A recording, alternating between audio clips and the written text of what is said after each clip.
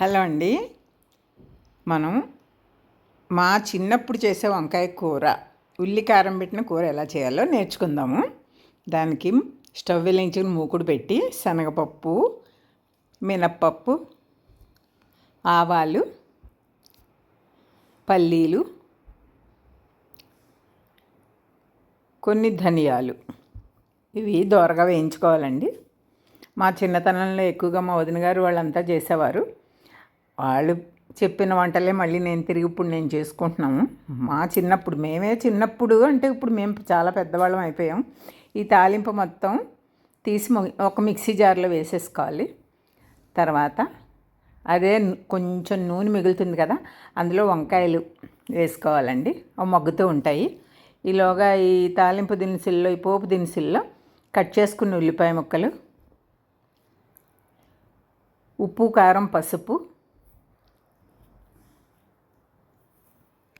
కొంచెం చింతపండు పులుసు మగ్గుతున్న వంకాయల్లో వేస్తే అది ఇంకా బాగా మంచిగా మగ్గుతుందండి. మూత పెట్టేసి ఉంచుకుంటే ఈ లోపల మనం రెడీ పెట్టుకున్న ఈ ఉల్లిపాయ మిశ్రమం ఉంది కదండి, అది మిక్సీ చేసి తెచ్చుకొని ఆ వంకాయ కూరలో వేసేసుకోవాలండి. చాలా సింపుల్ ప్రాసెస్. అప్పుడైతే మా చిన్నప్పుడు పొయ్యిల మీద ఉండేవాళ్ళు కనుక కొంచెం టైం పట్టేది. పైగా దొడ్లో వంకాయలేమో మావి చక్కగా మగ్గిపోయేవి, ఉడకడానికి టైం తీసుకునేది కాదు.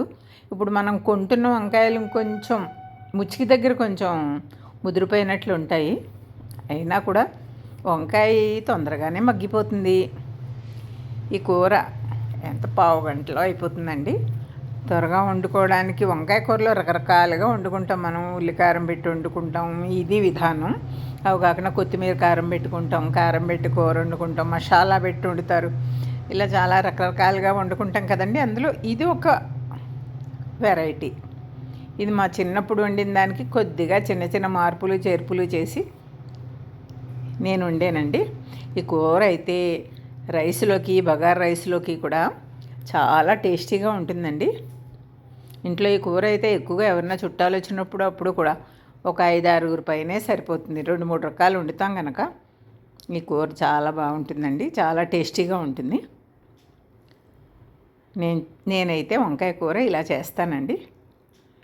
నా ఈ రెసిపీ నచ్చితే మీరు లైక్ చేయండి, షేర్ చేయండి, సబ్స్క్రైబ్ చేసుకోండి. ఈ కూర బగారాలో కూడా చాలా బాగుంటుందండి. ఇలా ఉడికిందా లేదా ఒక్కసారి టచ్ చేసుకుని ఉప్పు కారాలు సరి చూసుకుని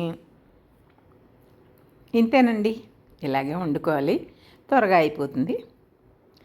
చుట్టాలు వచ్చినప్పుడు కూడా చాలా టేస్టీగా ఉంటుంది ఉల్లి కారం. Thank you. మా రెసిపీ నచ్చితే లైక్ చేయండి, షేర్ చేయండి, సబ్స్క్రైబ్ చేసుకోండి.